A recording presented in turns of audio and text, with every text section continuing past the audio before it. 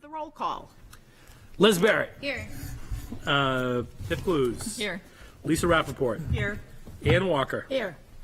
Margot Peabody. Here. Nancy Clayberg. Here. Hope Van Epps. Brian French. Here. Carrie Nolte. Here. Teacher Rep Daniel Miles. And Student Rep Nick Dolan. Here. Thank you, everyone. Can we all stand for the Pledge of Allegiance?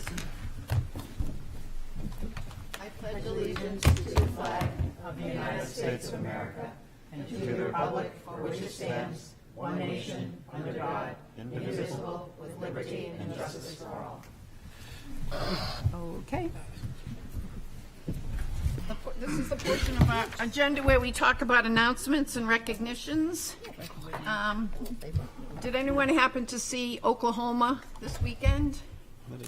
It was absolutely awesome. Would you all agree? Nick, do you want to make a comment about it? Yeah, I quite liked it. I talked to a lot of the students, and it seemed pretty darn popular. A lot of the actors I talked to were very excited to be involved. So yeah, I think all around great performance, and I think our new theater director has been specifically commended for her work in it. So.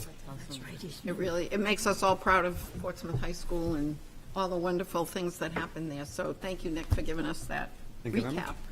recap. I also just wanted people to know I picked up my 2 pies today at the Culinary Arts Department at the high school for Thanksgiving. So you have to get on the email, I guess. But if anybody wants to be on the email, let me know, and I'll get you hooked up. But they were selling pies this year, and they look delicious. So we'll let you know.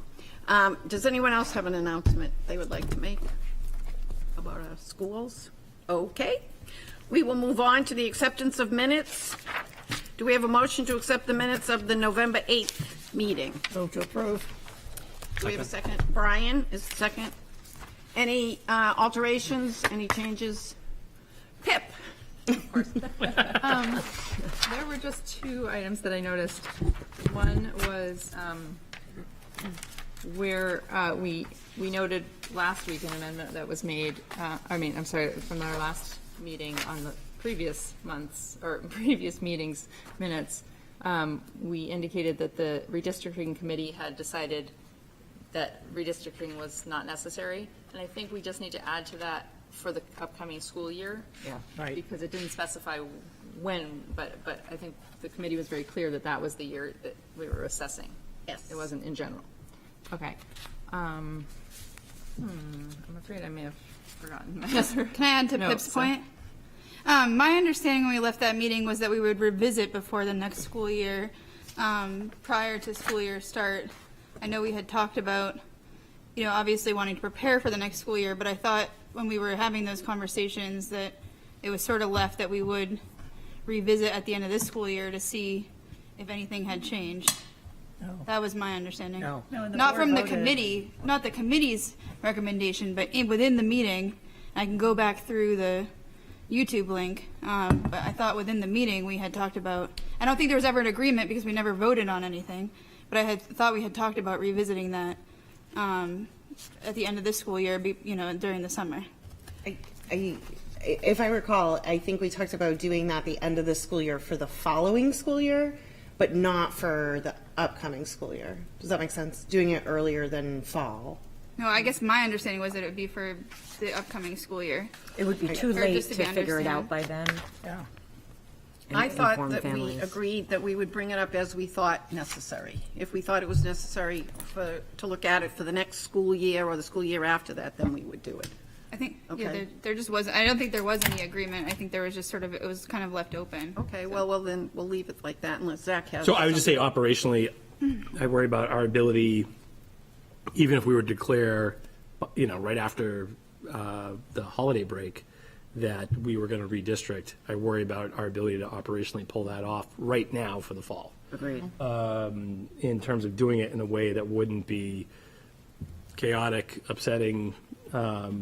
Disaster. I was looking for a different term, but disaster could be one way of phrasing it. So I would be concerned about operationalizing it Then for they the have fall. done that. Let's just remember, the numbers didn't support the need to do it either. I want to make sure we're clear on that. Yeah. It didn't indicate the need to do it for next year. for next year, and I think I do think there's a conversation to be had about a deeper dive on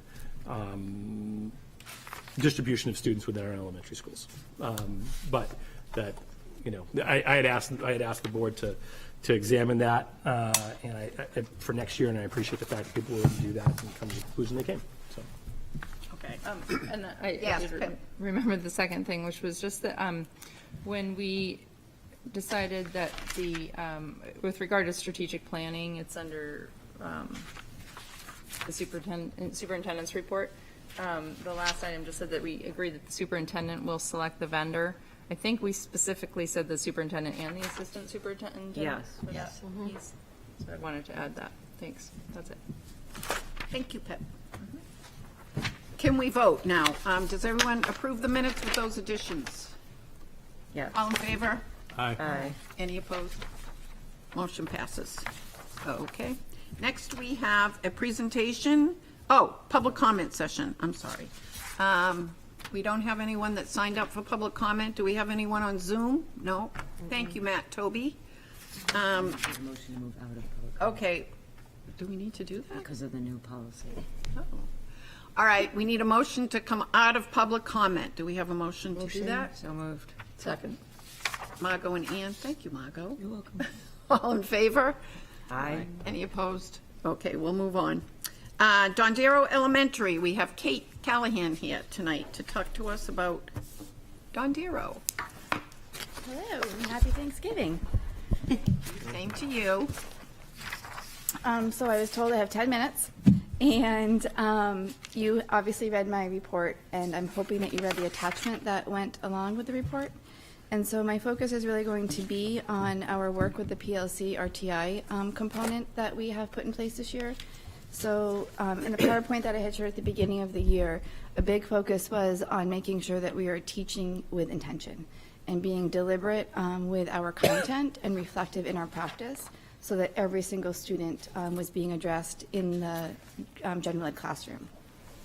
And part of this came from the teachers coming to me in the past few years saying, we have yet another meeting to go to, Kate. How are we going to streamline some of this? And so what we realized is that through the work we did last year in our PLCs, the grade level teams did an amazing job of really looking at groups of students and looking at what their needs were and what their deficits were. And through that process, we were able to really determine who needed a tiered instruction, so who needed either a pre-teaching or reteaching, or who really needed the pre-teaching, reteaching, and still wasn't making the gains that they needed, and the referral to special ed. And so through our conversations around what intentional teaching was, it really became about what the teacher was going to do and not look at what the students can't do. And so what we have done this year is we've combined our PLC and RTI work. Teams meet every Thursday for an hour to look at student data and student outcomes. And through that process, a case manager is assigned to each of the grade levels. There's 3 teachers at each grade level, with the exception of third, who has 4 teachers. There's a reading interventionist, there's a reading specialist, and there's a math interventionist who all attend those meetings. And so at the beginning of the year, we kind of were status quo, excuse me, and we did what we had known in the past to do. And teachers finally said, this isn't making any sense. And so first grade came to me and said, how about we do this? How about we restructure our instructional blocks for math and reading?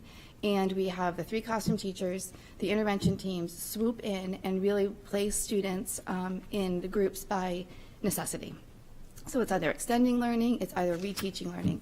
And we broke down the barriers of the classroom walls, thinking that a 7-year-old couldn't, or a 6-year-old couldn't move about. And so what has happened is we've created a focus lesson that's intentional, and then these small groups where every student is getting what they need. So it's either a case manager pushing in or pulling out, depending on what that group looks like, an interventionist coming in.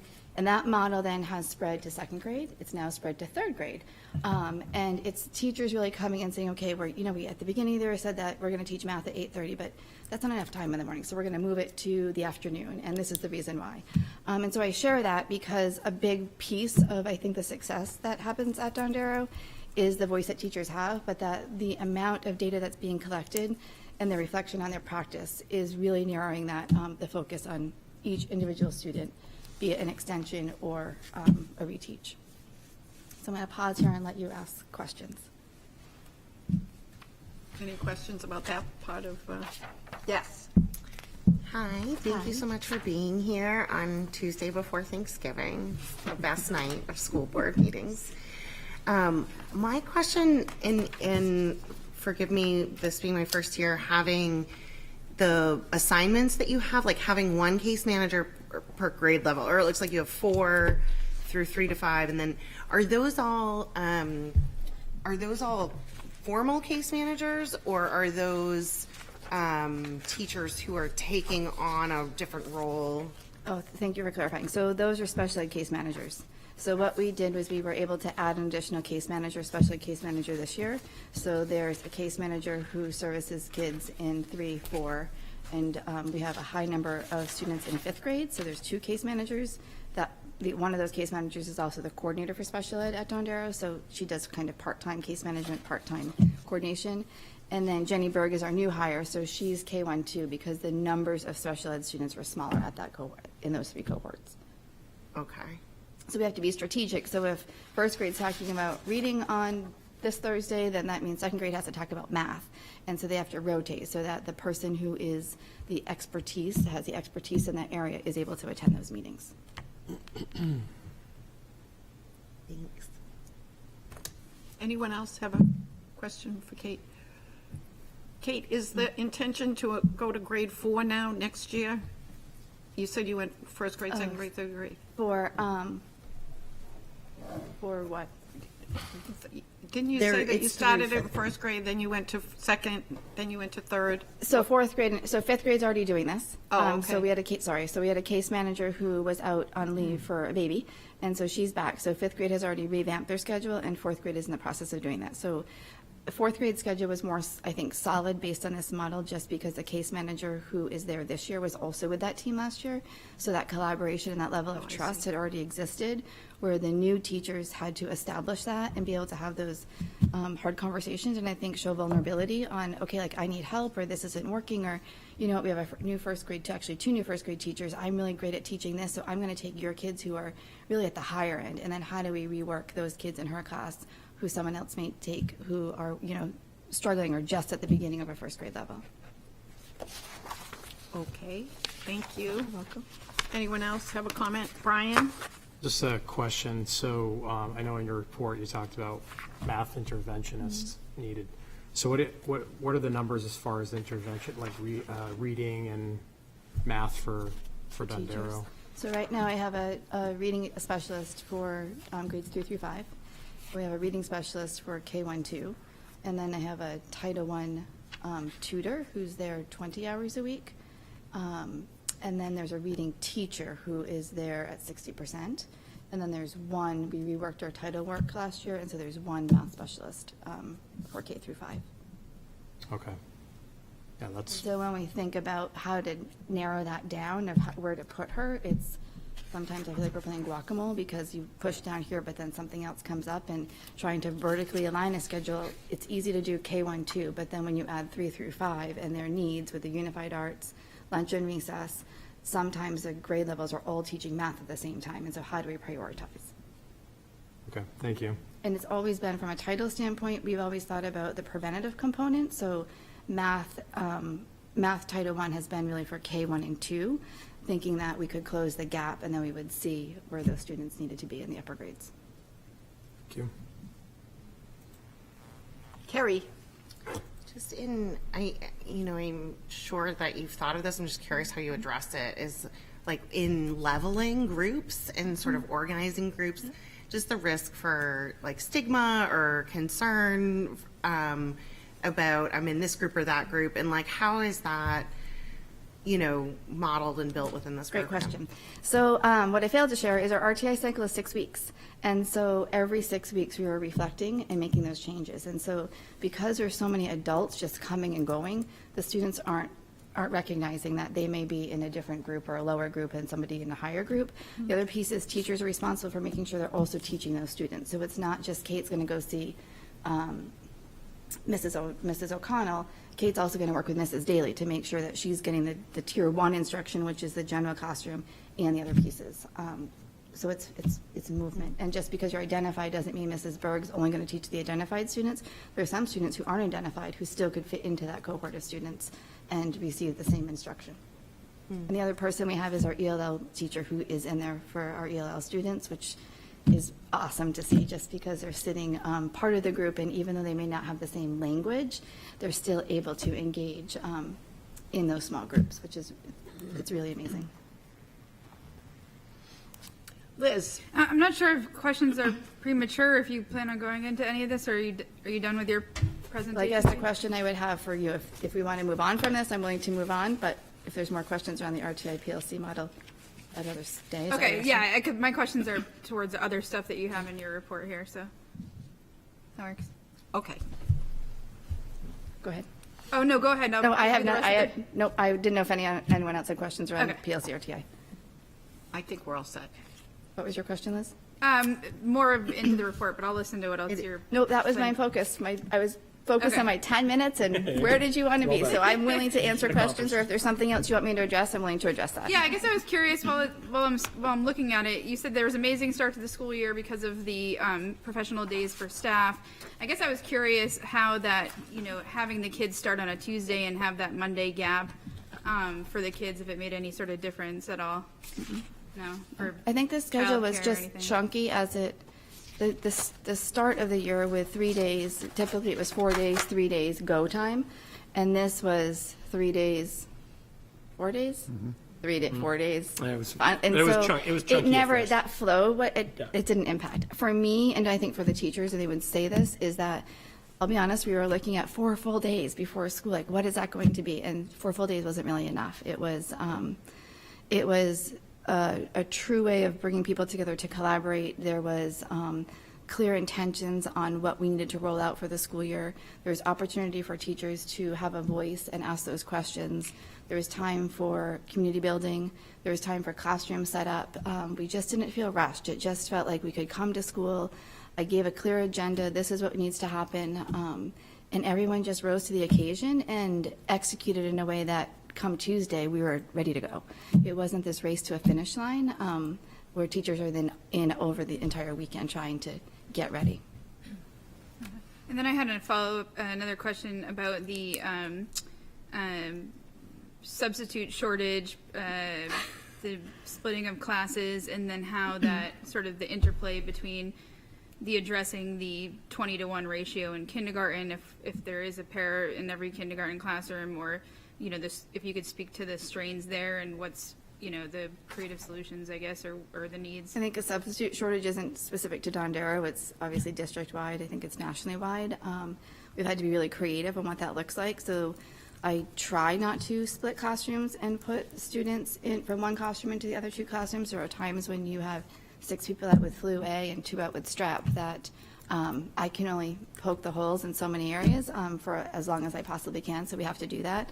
I have to say teachers are really willing and supportive because they know that if they need to be out, they may have to be in that same predicament. So there's been no, I guess, negativity around that. It's just not ideal.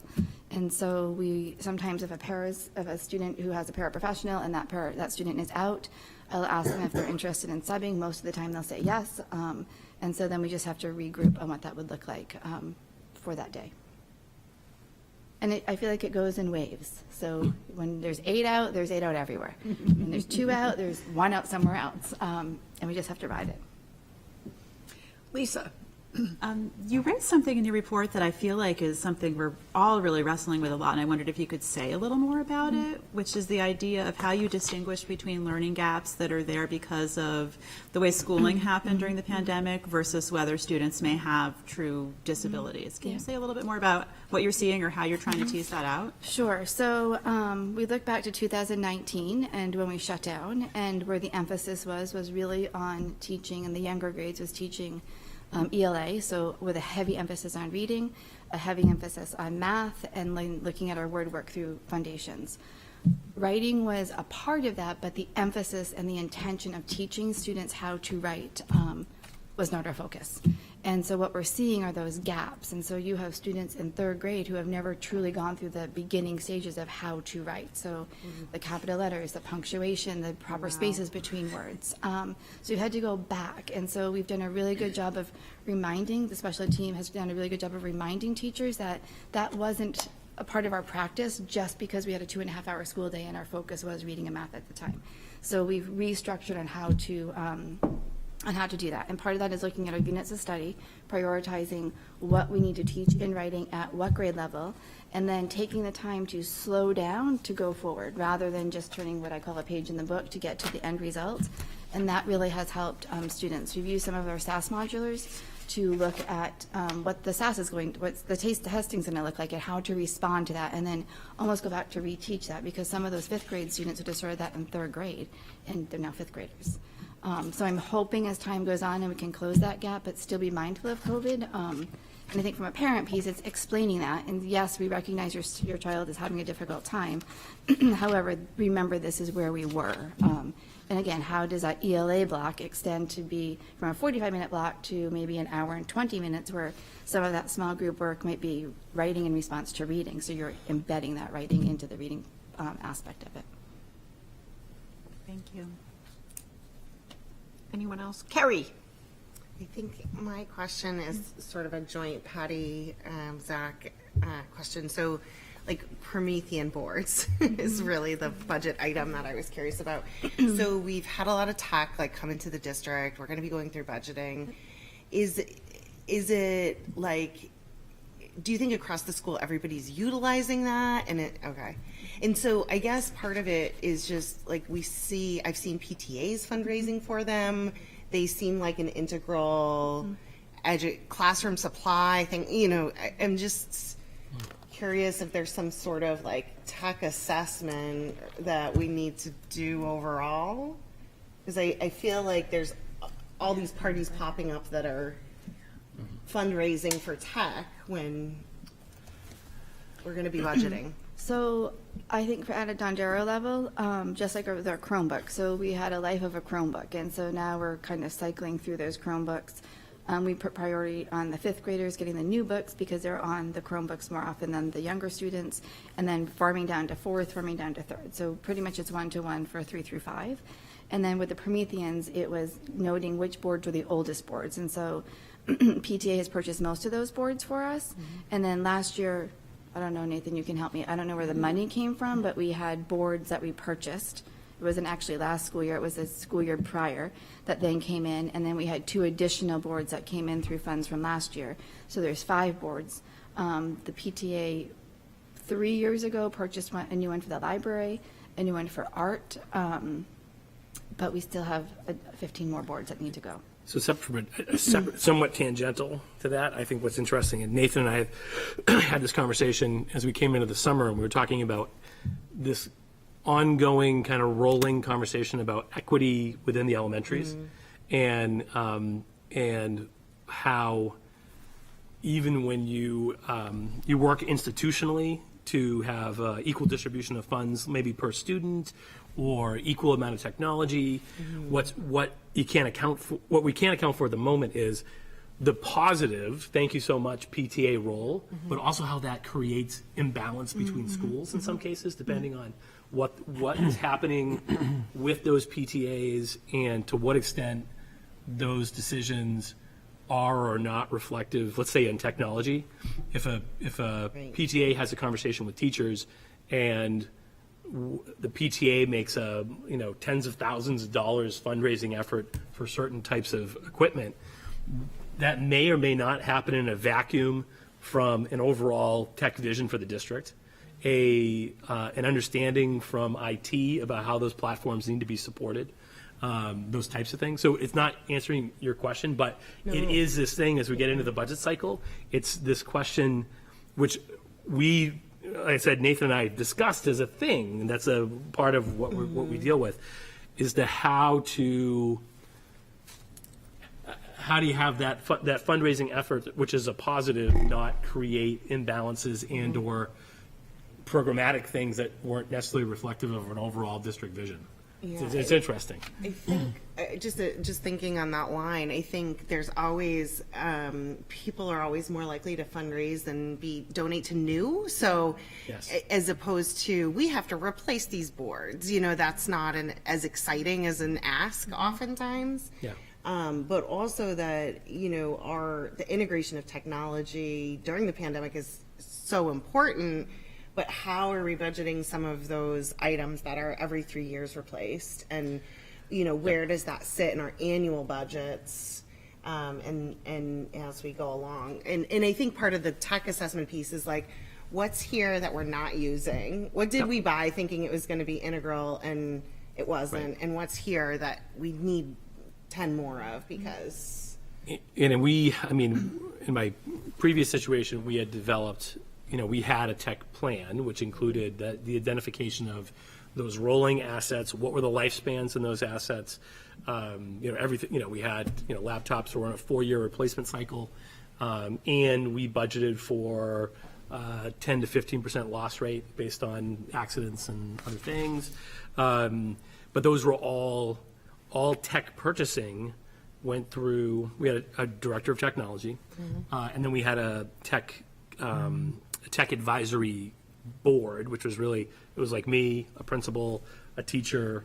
We had a tech integrationist, a professional who worked with teachers to integrate technology into their stuff, because it's not an automatic that people are going to do that. And that group of people, all tech purchases had to go through that group of people for approval, because we knew that supporting teachers in the utilization of those resources, making sure IT had the resources to do the technical support, and then budgetarily that it made sense that if it was something we were going to start, we were going to continue, that it had to be institutional. And so that's the way in which we worked it. That's not the way it works here in terms of some of the tech stuff, and particularly because it is easier to fundraise for the flashy new thing than it is than sometimes to raise money for other things. But I mean, if I could add, I just want to make sure everybody knows that inside your operating budget, there are a series of capital leases for the individual devices. Promethean sit in that tech plan, in that inventory turn plan. We also have funds on the city side, infrastructure funds that have been chasing wireless infrastructure, wireless internet throughout the buildings. So there are dollars and there is a plan. I'm more familiar with the inventory turn on Chromebooks and the cycle that they had worked. I would also tell you that if you went back and looked at the budget book, there's red entries where we've done operating reductions the last 2 cycles, where we got to a certain budget point, and then in order to satisfy and complete the process, we cut the first year 350 some odd thousand, and this last year we cut 120,000.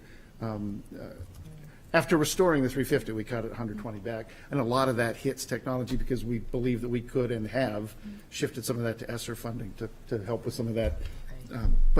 So I'm not as familiar with the Promethean turn, but I know that everything Zach has said is spot on, and I think we need to continue to work on that. And I couldn't tell you off the top right now what the inventory status is and where the hot spots are versus others. But I know that we have some on order even now, and of course now we're working on supply chain delays. When I met with Tom today, we did have a conversation about Prometheans and what does that look like as far as replacement cycle, how many, and that's one of the things that he's planning to bring forward in the next few weeks when we talk about budget and what that's going to look like, and figuring out what kind of a replacement cycle do those need to be on, what's their lifespan, that whole thing. So that is one of the considerations. Who is that you mentioned? He is the Director of IT. network administrator. Tom Watts. Tom Lotz, yep. And I think part of it from a school perspective is boards now are very different than boards then. And so we would sometimes replace the cameras or the light bulb, and then the board would still work. And now it's just one big system that when it goes, it goes. But the new ones are actually less money than the old ones, so it's an interesting turnover. And I think how they first were rolled out, it just became the teacher who was interested in that tech component, and then it spread through the schools. And so I think the Chromebooks are a little bit different because we know exactly when we purchased them, we know when we implemented, and it's scattered all over. Like, I'm like, oh, that has that speaker and that has that speaker. And IT thinks I'm crazy. I'm sending them pictures, being like, can you give me the date for this? But that's the only way I can figure out what is old, and what's somewhat old, and what is new. Any other questions? Margot? Thanks, Kate. Can you just tell me a little bit about I love this concept of the extending the science curriculum outside the walls. Are you building the K through 4? This is like part of their culminating experience and leading into eCamp, or is this, we're just trying this out this year? So through COVID, we couldn't go to eCamp, and so we couldn't go to eSchool. So the 5th grade team was really creative in trying to replicate opportunities that would fill the void of going to eSchool, but also have the same science lessons that were taught at eSchool. And so through that, they did an 8-week, every Wednesday they would go off campus and do something for 8 weeks. Fast forward, they went to environmental camp last year with New Franklin, which is amazing. And so the teachers were able to connect and the students were able to connect. And then this summer, New Franklin teachers and Don Darrow teachers went back to eSchool and had an education around what they could do to bring it back to the schools. And so they've worked in partnership with the 5th grade team at New Franklin and Don Darrow. And so my team has said, you know what, let's find a way to get the kids outside of the building. Here's the science, and we're going back again together in May. And so each month it's starting from the summit to go, they've incorporated farm work, and then they'll get to the sea. With the idea that, especially with the number of students who have an IEP, of getting them off campus, getting their hands dirty, and taking the knowledge that they have and extending it into real life application. Yeah, it's awesome. It's awesome. It's awesome. It's awesome. It's really neat. And the excitement, like every kid is at school for that day. Like it's, Yeah. And they're there. They're ready. Even if we have to leave at 7:45, they're ready. It'd be great if each year prior you could roll a little bit in so that by the 5th grade, you know, that 5th grade isn't their first chance of extending it beyond the walls. Since it's So we've been able successful. to get the students off campus. So like even with Mandy as our outdoor educator. So today, for kindergarten was outside the entire day. So they had lunch outside, they had hot chocolate outside, they did all of their work outside. It was counted as just a regular field trip. And each of those grade levels will do that.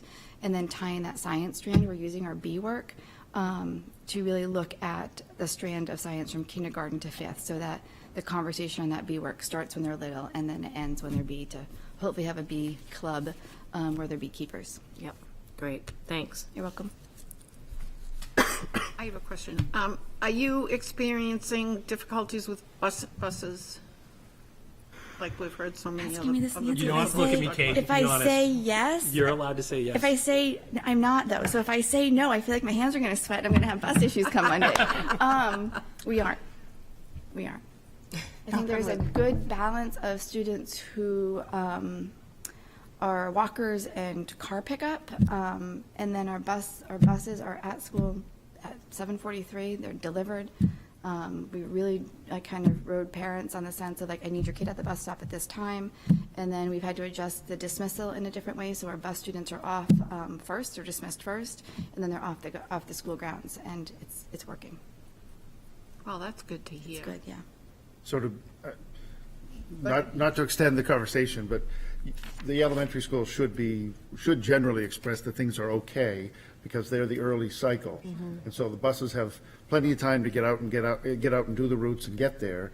The problem that we have faced with this tiered system continues to be the gap between dropping at the elementary and then dropping at middle and high. So I'm glad to hear it. Thank you that things, and then all the after-school stuff we've added in, trying to meet the additional needs. That's more centered at the elementary level. So that just adds to the shrinking And gap our of time. location, though, I think for supporting Portsmouth Rec, like it's right there. That's already on the route, so to say. So it's not having to drive across town. It's just another group of kids getting onto that bus to go over there. Yeah, thank you. Okay. Well, Kate, thank you very much. Thank It you. sounds like Don Darrow's off to a good We're start. off to a great and start. We thank you for being at the helm and making that happen. My thanks. Thank you. Thank Have a you. great Thank you. Thanksgiving. Thank you. Okay, next we have our wellness report.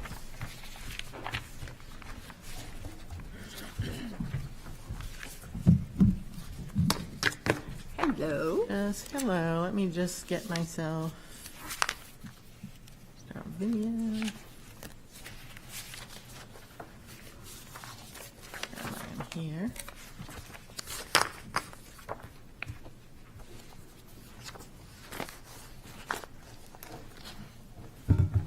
Well, that didn't go the way it was supposed to go.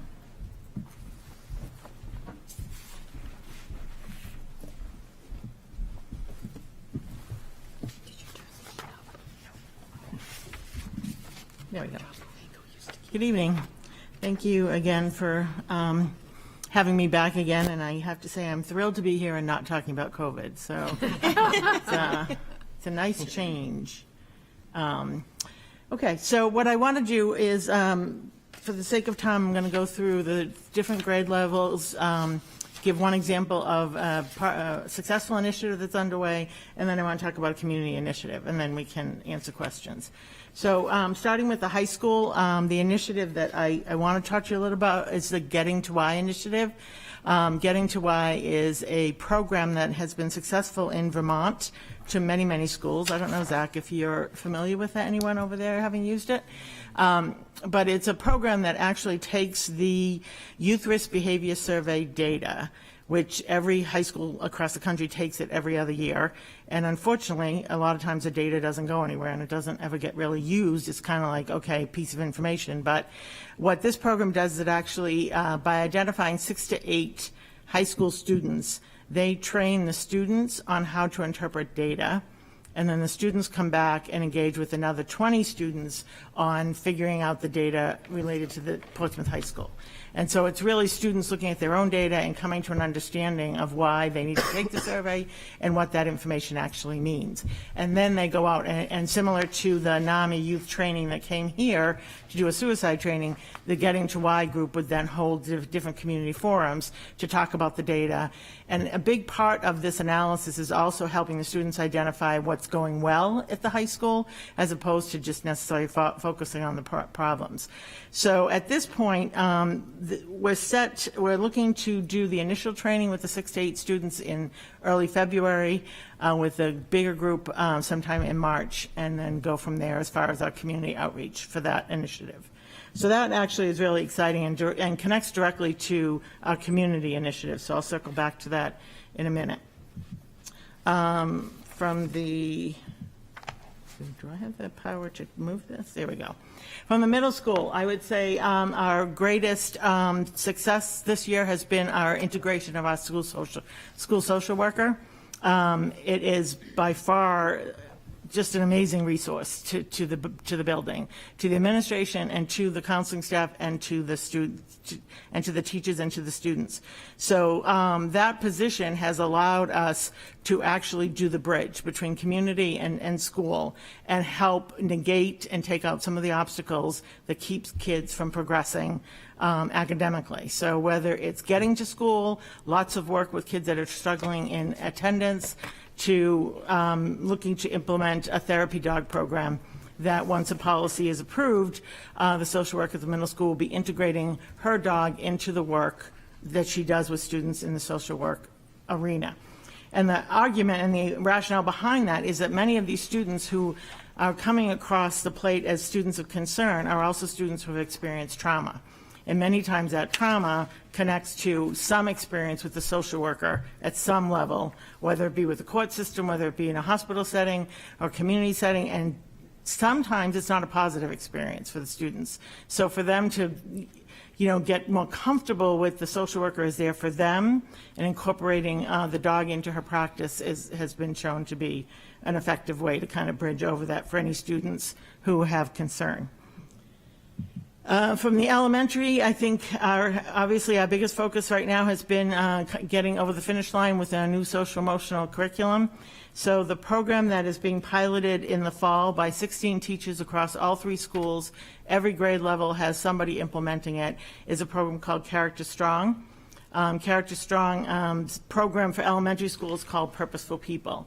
And what has been proven to be, and we looked at, I think, 8 to 10 different programs, the smaller group of people evaluating it among the staff at the elementary, and this by far came out above and beyond. It was interesting because in August, we met the day before school started, and we had 3 programs we were reviewing, and it literally felt like Goldilocks and the 3 Bears. Like the first one was like too big, and the middle one was too small, and we hit Character Strong, and literally excitement among the teachers were like, this is it. This is the one we need, because everything that they had on their list, Character Strong checked off. So it is a computer-based, technology-based program, but it is built with an infrastructure of activity. So it's really the content for the teachers is online. And then that also allows, when they do updates to the curriculum, it automatically becomes an update within our system. So that program pilot is set to finish December 8th. And at that point, we will be having a conversation, making a recommendation to the superintendent as to whether or not that's the program we want to move forward on. And then at that point, I think the administration will be looking at what is the best time frame as far as implementation on a larger scale. Character Strong also does have a middle school program, which will be the next focus that I'll be trying to work on, is trying to move it up so as the kids move up, the messages are the same, the language is the same, it's all continuous as they get through 8th grade. And I guess maybe that's, here we go, okay. The community engagement. This year, I was fortunate enough with two of my colleagues that I've connected with over the past year. One is a woman from Pine Tree Institute. Pine Tree Institute is a facility in Maine that provides substance abuse treatment, but it also provides a very strong element of preventative education. And part of their one of their big missions is around trauma-informed care, one of which I became, you might remember, the master trainer for them around trauma. But they also have done a ton of work on looking at positive childhood experiences and data that actually helps to negate some of the ACEs. So it actually has been shown to decrease if we have enough positive childhood experiences, and those positive childhood experiences are built on relationships. So, and the other person is a woman from the Seacoast YMCA.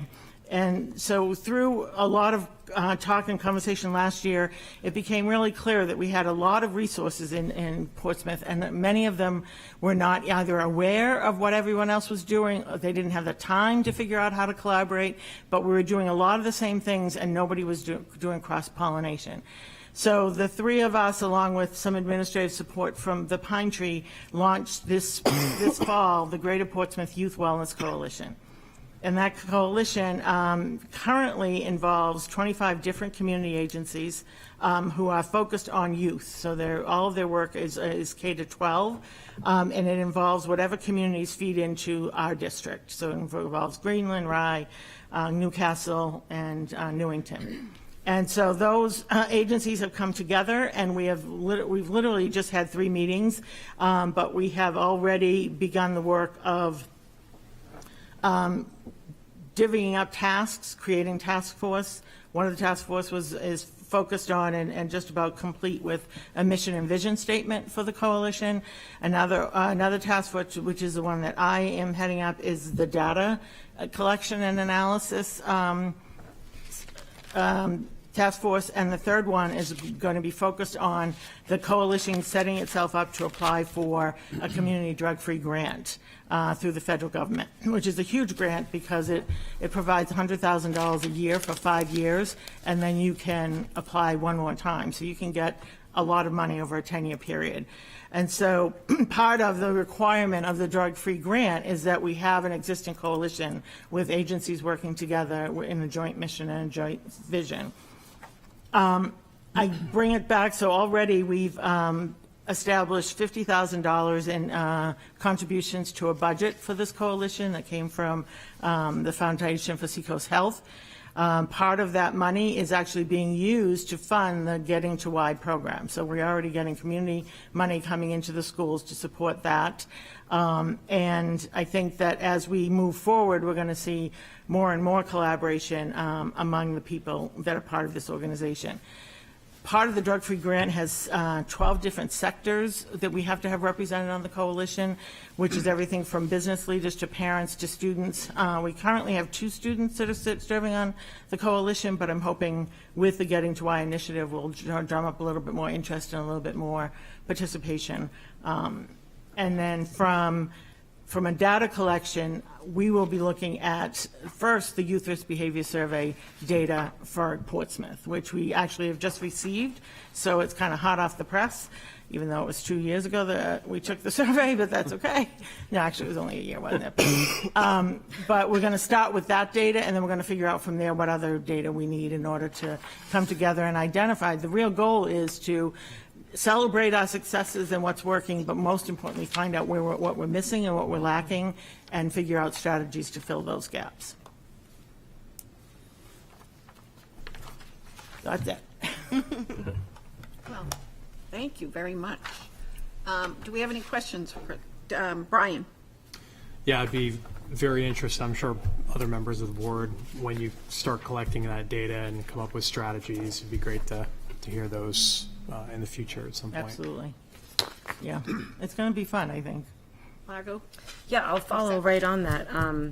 When you look at that data, do you also compare it to the last time we took a survey, even though I know not all those kids overlap, but are we looking at?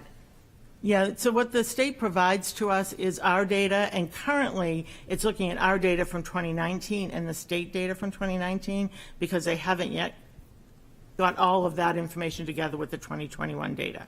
But generally, our report comes with a comparison of us to our previous year and to the states. Previous. So we do have that data, and some of the stuff that I just glanced at it would be what we expected. The mental health stuff is up, concerningly up, and but some of the high risk stuff, like around substance use, is actually down, which I think has to do with the fact of COVID, and there was not a lot of socializing and hanging out with one another. So, Right.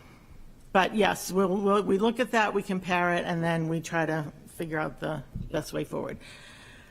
I think Lisa was next. Yeah, I had a question about the school social work model. You raised that as an opportunity based on the success in the middle school. I've certainly heard great things about that, from a lot of folks around that community. From a budget standpoint, do you think that we need additional social workers in the schools that would be added positions, or do you think that we have other people that are going to fill that role? I'm just trying to understand how that would expand if you're thinking about that. My belief is that it would be an added position, whether it be one for the elementary schools together and one at the high school. I think that it's a different training that comes with social work than what other positions have and what their backgrounds are. And I do believe for the cost that would correlate with removing these obstacles that are keeping you under the gap of learning, these obstacles that keep kids from succeeding or moving forward in school. When you've got someone who's trained on quick interventions, quick outcomes, get them over the finish line, and you have the right person, I think it's well worth the investment. Because this is the stuff that ends up on the principal's desk that isn't really meant to be on the principal's desk. But so I think that is what's really helped move things along at the middle school. Thank you. Liz, and then Kerry. I have two questions. Just first, like a clarifying question. You talked about the Pine Tree Institute, but then you talked about the Getting to Why. Can you explain the interplay between this Wellness Coalition, the Pine Tree Institute, and the Getting to Why? Is the Sure. Getting to Why the the curriculum that would be used, or what? I guess what So- is the interplay there? Okay, the Pine Tree Institute is a representative of the executive committee of the coalition. So out of the three facets that pulled this together, it was the schools, my position, Pine Tree Institute, one of their community educators, and it was the executive director of the Seacoast Y. So those are the three executives that pulled this coalition of 25 agencies together. The Getting to Why is an initiative, so it's actually a program that we will be implementing with funds from the coalition into the high school. Okay. And then last meeting, there was discussion from New Franklin about the Little Harbor, about this SEL type, I'm not quite sure what they called it, the seal block. Seal block. And it seemed like that was a big SEL piece for Little Harbor. And so I guess I'm wondering what's the interplay between that and this new SEL curriculum? Like, if there is a rollout, how can the Little Harbor success in what they're doing either take precedent or have an interplay between the two? I mean, is there a way to commingle? Are they one and the same, or how does that going to work? They are not one and the same. I think that when we talk about an SEL curriculum and we talk about that being implemented in the classrooms, that is by far not the only SEL initiative happening within the schools. So there are different things. So for example, the school counselors in each of the elementary schools do different programmatic initiatives at their own schools based on whatever is going on, whatever the needs are. So their work complements the SEL curriculum in the classroom. I would expect, although I'm not that familiar with the Little Harbor program, but I would expect it would be the same thing. So we'll always have programs that are supplementing the SEL in the classroom. Okay, thank you. I think Kerry had her hand up. So you know that substance use, we've talked about substance use and all of kind of the things around that before together. And I just, and it's such a like soapbox and near and dear to my heart for me too. So I just want to make sure that the initiatives that are like the drug-free communities, in order to sort of acknowledge that like drugs are within our community, it's really important that that's not distance. And my one big worry and just that framing for right now is with the opioid epidemic, we have so many students, parents who use drugs, who are in recovery, who are in so just really trying to balance your expertise in ACEs and supporting students through that and not perpetuating, and I know you know that, I know we've talked about this in the past one-on-one, but that's just like the first impression that I got was like, oh, we got to be really careful in balancing the trauma and the ACEs that people have, but also in their home environments, and that they live with or have loved ones who use drugs and are very likely to in New Hampshire and in our community. Right, and part of one or two or three of the ACE scores are related to substance use in the home, mental health, illness in the home, incarceration of family members in the home. Those are 3 of the 10 questions that determine a person's ACE score. So the substance use, mental health, all integrated. You can't separate them apart from one another.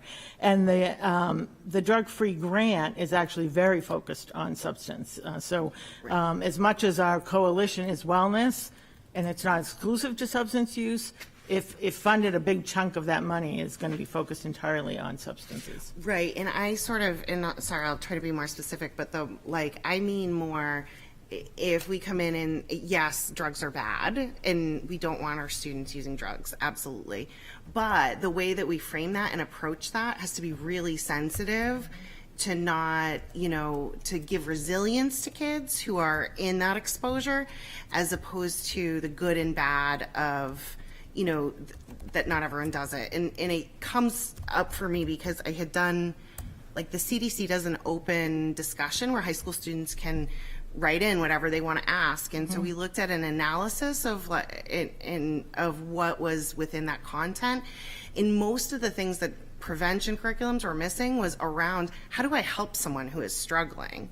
So in villainizing and talking about how terrible and bad it is, really what people wanted and were missing was, but I know someone that is affected by this and I want to be a help to them. So very much like that peer, the suicide prevention, the NAMI and things like that. And that work is like starting to trickle into substance use, but isn't quite as well developed. Yeah, I can see where you're coming from, but I also think that even if you go back to the kindergarten social emotional, Right. like the whole infrastructure there of developing those skills of communication and understanding and support, and that is the prevention that leads to hopefully healthier decisions. So, and I think anybody within our I don't know anybody within our district, quite honestly, who would go with the scare tactic around substance, like it's bad, we don't want you to do that, as opposed to let's talk about your ability to make choices and what's best connected to where you see yourself going, what you want in your future. So really, really empowering the students with the right information. I mean, they have to have the right information, right? They have to know what the data is about substance use, but they also need to understand it's just one piece of the information. And it's not the Nancy Reagan just say no era has gone away, thank the Lord. But that's not where it is anymore. Well, and I think, but the terminology just of the program, drug-free, is that same error. So that's just, and you and I could talk about this for hours, so I won't, keep on it. But that was my first. Yeah. In moving that, I think we'll see that terminology go away, but when we call it that grant, it's not acknowledging all the factors, I guess. Right. Unfortunately, the feds. Yes. Just decide what the grant's Agreed. name. So, Understood. So at some point, hopefully, it will progress. I agree with you. Anyone else? Oh, Liz. I guess I just briefly want to speak to what Carrie said, because I totally agree, and I see where you're going there, and I do want to express a little bit of concern, because I think from a standpoint of working with substance use, we've started to get away from saying substance use versus substance misuse, because so many people are prescribed substances for their mental health, children, adults. And so, I understand the stigmatism, so I guess I just want to point to a stigmatism too for people that are actually prescribed substances, so being able to understand prescriptions and, use versus actual misuse. So I think it's super important that Carrie brought that up, and so I'd love to see or understand more, I guess, about what this curriculum is, the prevention curriculum, the Getting to the Why initiative. So I'd love to hear more from you all as the coalition moves forward. Definitely. And they have videos of students who have done the program as well that I could forward as an example of hearing from students as to what it was like to do the program as well. And I think your point of misuse is really important, because when we get into, when you get into talking about substances, you're going to talk about misuse by anyone who either isn't prescribed the medication or is not legally allowed or should be legally using the substance. So alcohol for a high school student is misused because they're not of legal age to drink. So it is important to separate out those issues. Chris, and are you under the impression, we had a similar grant in Springfield, and Carrie's concern about the moniker, the name of the program, I mean, there's still flexibility underneath that umbrella of doing the type of work that's more reflective of the spirit of what Carrie's talking about, right? Yeah, absolutely. Yeah, absolutely. I think where we want to, like, brand it out a little bit more is to bring in as much of the wellness component as well. But there is definitely parameters about the grant being around substances. But because we're already broader and we're looking for funding at different places, that allows us to be able to fund some of the work in the coalition through that grant. And I would say our experience was that it also wasn't like when the things that we were funding that grant with were not, when you showed up, it wasn't like I handed out the drug-free communities card and I had my drug-free communities hat and my, you know what I mean? Like, yeah. So, well, and I guess personally, I've just seen it done both ways, like where it's been flexible, and I've seen other places be like, we're the town of, Dennett, and we are not going to have any drugs here, and we're going to be drug-free, and like really hold into that term.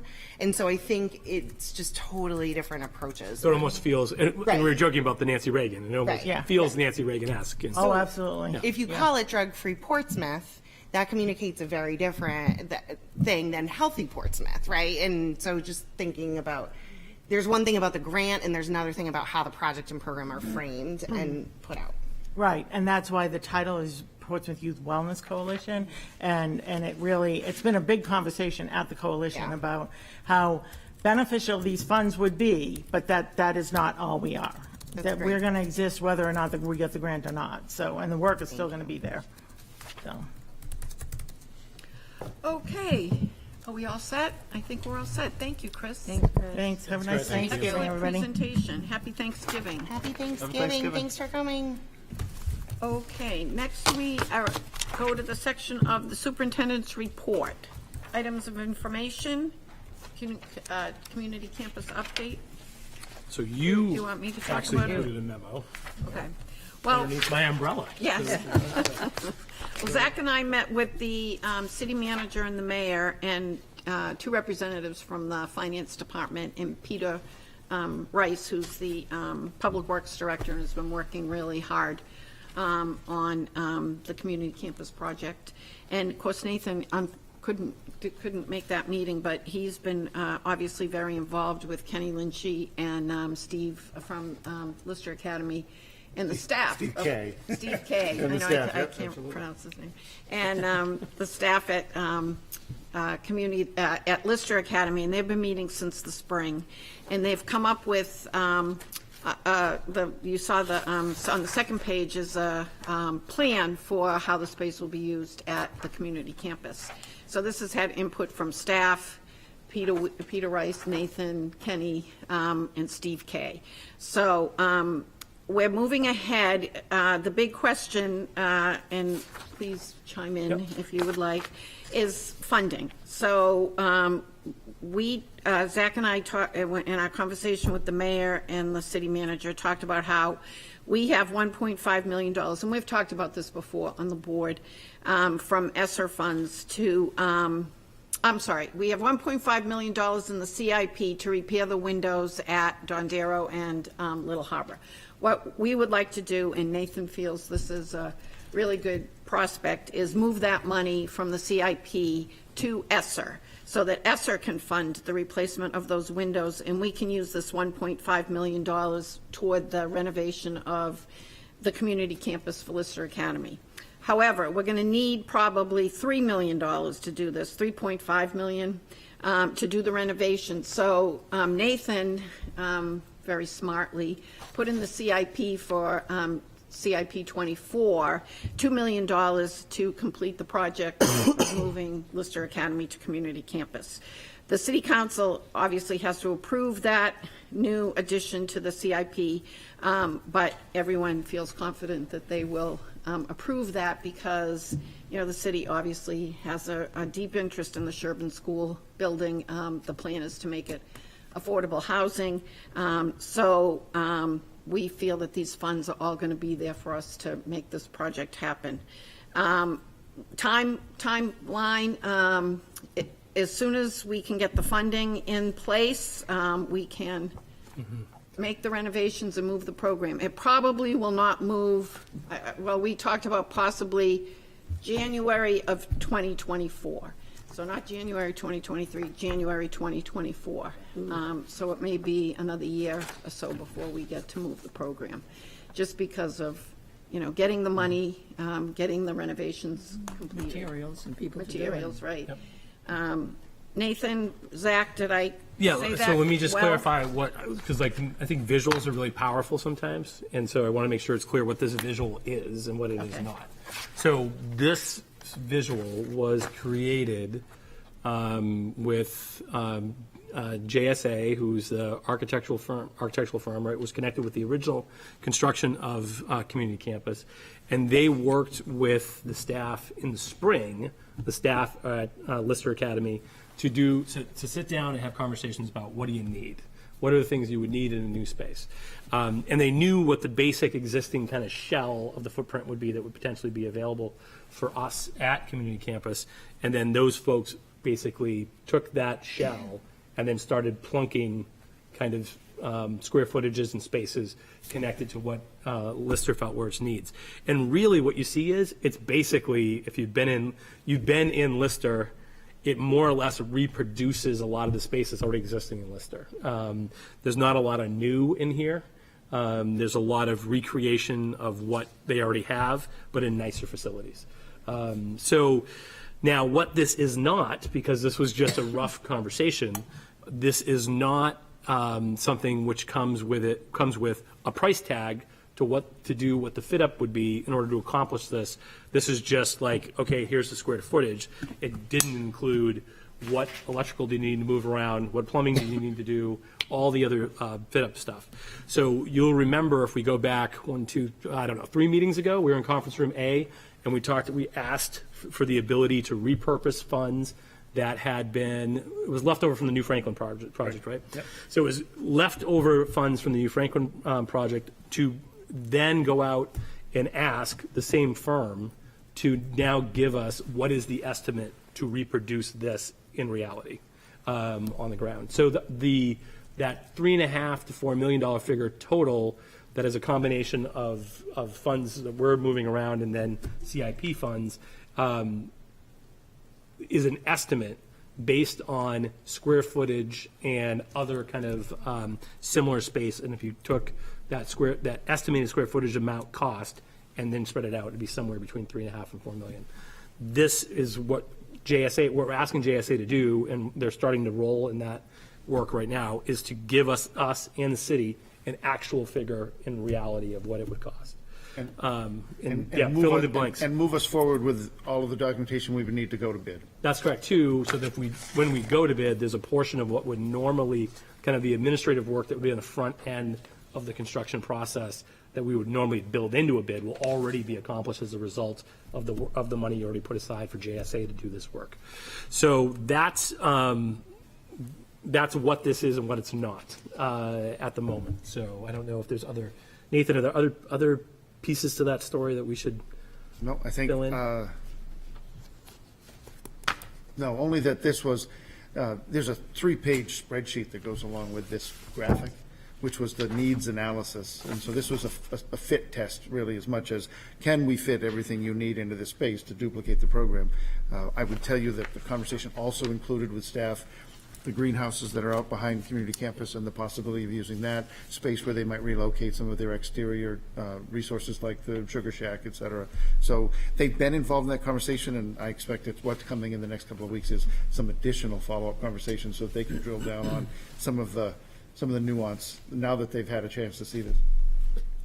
One other thing I would suggest for a future meeting is we keep talking about community campus in the space, and some people have been in it through previous work and some people haven't.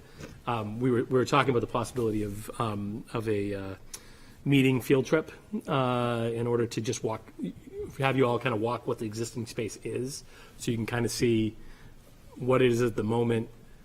Like, oh, okay, right, I see why there's going to be some work here in order to accomplish this, and what that might entail. Because it's one thing to look at it on this, it's another thing to actually be in the physical space and try to conceptualize. Very chopped up. Yeah, it's very chopped up right now, yeah. Lisa, and then Kerry. So I think I have a question for Nathan, and if you need to bring this back at a future meeting, that's okay, but I'm trying to go back to when we were talking about ESSER the last time, and I believe it was ballpark about 2.1 million that you had from October for infrastructure upgrades. So when you're talking about the windows, is that part of that bucket of money? I'm just trying to understand what we're not doing with ESSER or what we are doing with ESSER based on this. So I guess I would take you back, go back a couple of steps before that. We had a placeholder in our ongoing ESSER conversation that included $2 million to contribute to potential purchase. Well, we never ratified that, but that was a placeholder that we had in some of the notes that you'll go back and see. As we moved away from that and came to this conversation, I've got this, I keep the sheet in my book so I could refer back to it. That was contemplating air conditioning projects, air quality, other things that would be consistent with the mission of ESSER and ARPA. So I would, yes, suggest that this 1.5 we're talking about we would move the repair and replacement of windows. It's going to be some energy efficiency at Dondero because we've got some single pane there. There's going to be some great thermal work that goes on when we do the replacement at Dondero. There's some really important functionality upgrades that need to happen at Little Harbor.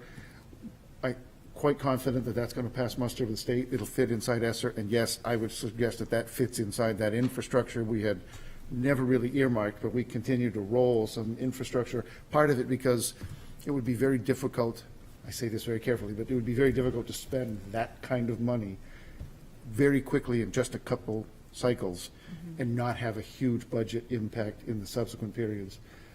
You could, a couple $1 million worth of people would be in and out fast. And so we've contemplated right from the very beginning that some large chunk of that should be to the benefit of infrastructure. So specifically, what doesn't happen or how we displace that's all a conversation for the future, but that's okay. the location for it, in that kind of placeholder for The location infrastructure. is helpful, and I'm also curious if I'm doing the math, if it costs up to 4 million, it doesn't sound like we're asking for the whole amount in the CIP. So what I would tell you is 3.5 was the number I had in my head, and to make sense of this, at 12,000 square feet roughly, and not all of that is the same.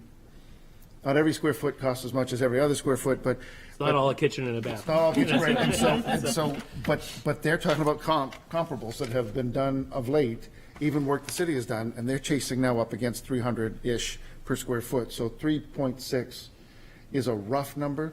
I really feel like I'm resolved that we should make sure we move our students into a great place like we did when we moved kids back into Mondaro and Little Harbor and the like.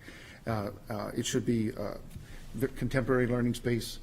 And so, but I think, I'm not convinced we need $4 million. I'm still holding hope that some of these things, we don't need the Cadillac.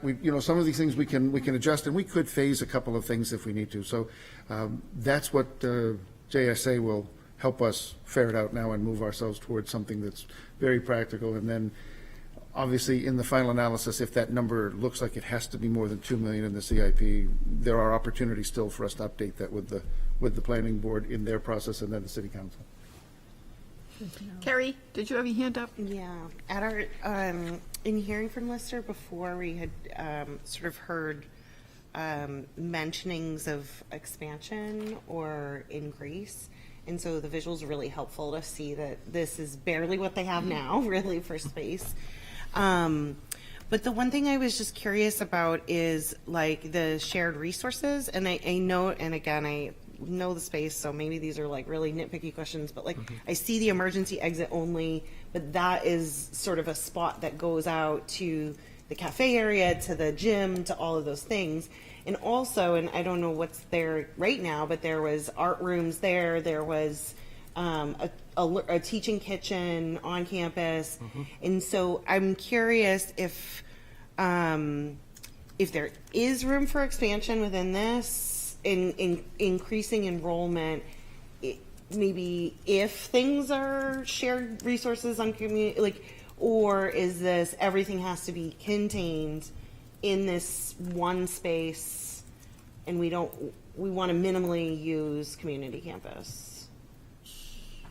So I would go, you want to go first? I'll jump in, just say part of what I would say is that goes back to this was a fit out space test. So maybe there doesn't need to be a teaching kitchen here because there's a resource that's upstairs above. All of that will be part of the ongoing conversation. Okay. But Gotcha. Okay. This was not a floor plan that we are committed to. This was everything you've got and say you need, would it fit here?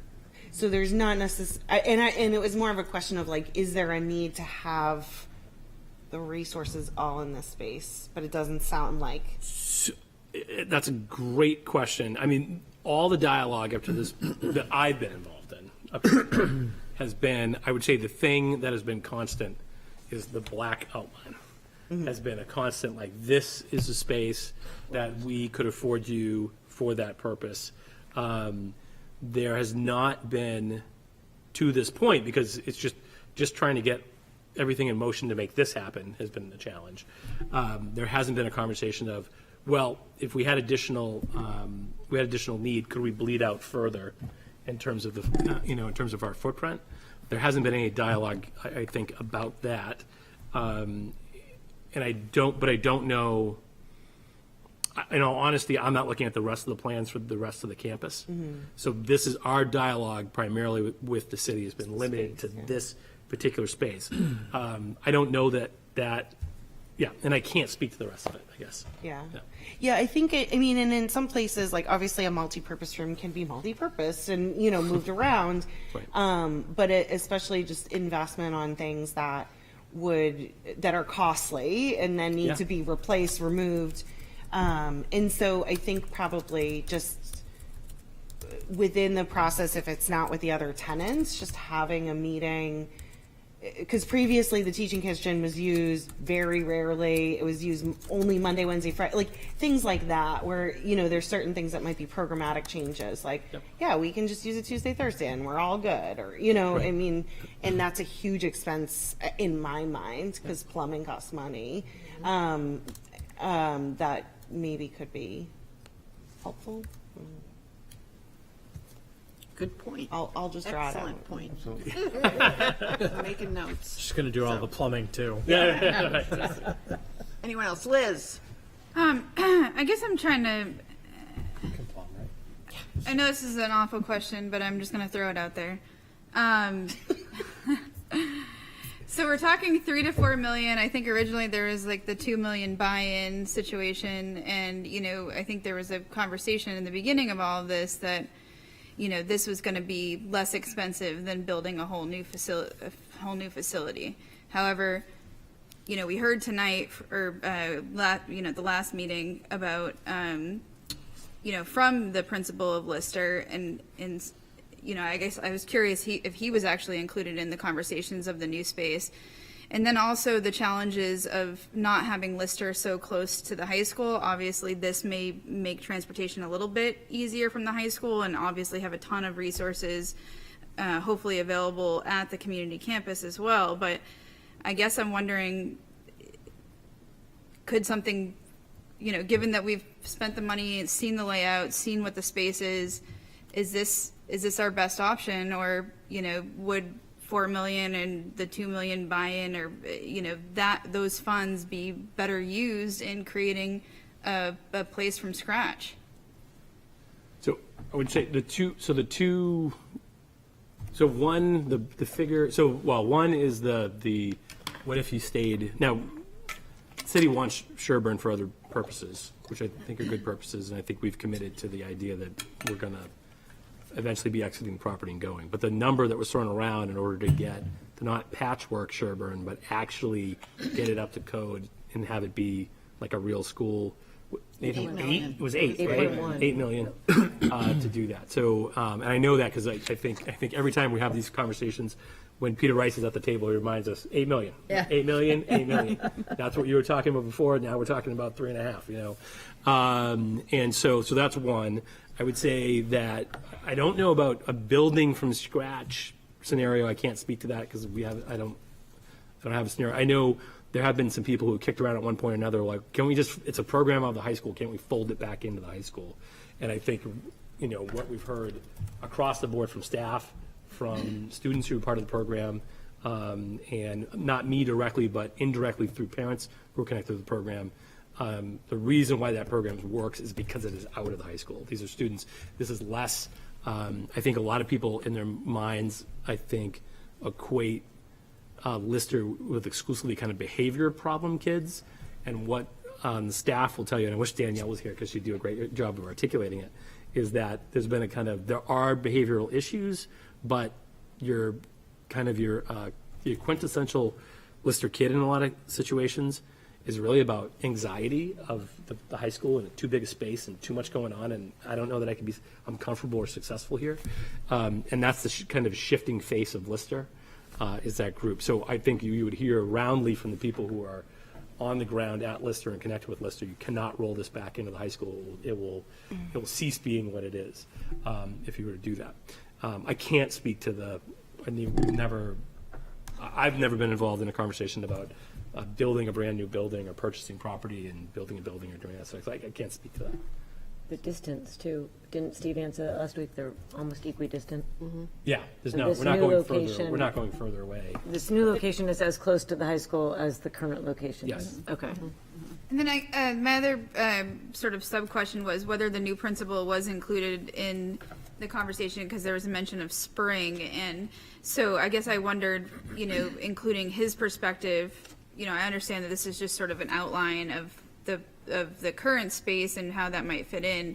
But from his perspective, if there's other, ways to utilize, as well as utilizing the cafeteria, if there are cafeteria issues between the high school, being able to bring that in-house would be great. So I guess I'm just wondering if there's any more conversation to be had before, a commitment. And then what is the timeline as far as, breaking the ground, so to speak, on these renovations? We don't have that specific date yet, but the hope is that we are in there by January of 2024. So we'll just have to keep the board updated on when we're going to Because- break ground and, right. I mean, there'll be definitely future conversations about this with all of us on the board. And I would just say, my understanding is the reason for that, the shift, at least in part, we were already going to be heading in this direction anyways, but because of the CIP process for the city, that's not going to be completed until much later than we could be involved with the contractor. So that would then move us into the fall period to actually do the work, with the hope of being able to put kids in there in January. And as far as a January date, I guess I'm just thinking about kids that would be going to Lister and kids, kids who do better with routines. I guess I would also want to include the principal in that conversation of whether January is even appropriate. Kids have established their routines, they're established their school, and then are they going to be starting from scratch and then having to establish new routines, and then, then they're not making progress. So I don't know that we want to commit The them to a principal hard has line. been extremely involved with this, so we'll definitely have his input if that's going to be a problem. We will definitely listen to him and put that into the plan if that's going to be an obstacle. As I said earlier, they'll be meeting again. He's already been, when I met Steve, welcome aboard, welcome to Portsmouth, here's your budget, and here's this information that JSA had done, their first blush. I gave it to him. He's had multiple conversations with his staff, and they're gearing up now to get deep into this with this team again to make sure that they contribute to the final conversation. So, But Nathan, he was not involved. He wasn't involved in the this drafting of initial that. conversation that created this kind of rough idea of could the space work? It was, Nancy Roy was with Right. that team. The Yeah. team is the same team. Same team. He hadn't been hired, but that, like I said, I handed him his budget and that, and I know that he and his team have had conversations about it, based on their expectation that we're gonna move, and now we're moving, so. Ian? Just wanted to comment that the kids will be so thrilled to go to a new space. They'll adjust easily. Yep, and I understand the idea about routines and all that. I think we just need to thoughtfully think about those two things and balance them against each other. I think it's fair. Okay, so the next step will be when we get a plan from JSA, correct, Nathan?